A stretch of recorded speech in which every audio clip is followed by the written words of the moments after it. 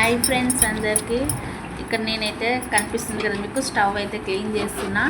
First నేనైతే soda ఉంటుంది కదా, సోడా వేసి కొంచెం నిమ్మకాయ వేసి కొంచెం 10 నిమిషాలు అయితే నానబెట్టాను. నానబెట్టినాక చూడండి ఇక్కడ నేను స్క్రబ్ చేస్తున్నా కదా, నిమ్మకాయతో అయితే ఫస్ట్ నేనైతే క్లీన్ చేస్తున్నా.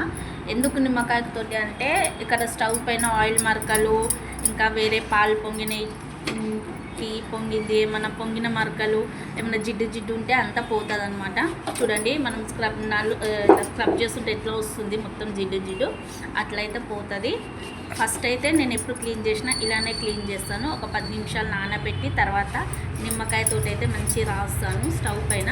అవి చూడండి, తర్వాత అదంతా మొత్తం జిడ్డు అంతా పోయినాక తర్వాత స్టీల్ పీస్తో చూడండి, అదైనాక మళ్ళీ స్క్రబ్బర్ తోటి స్టీల్ పీస్ తోటి మళ్ళీ అది వేసి పెడతాను అనమాట.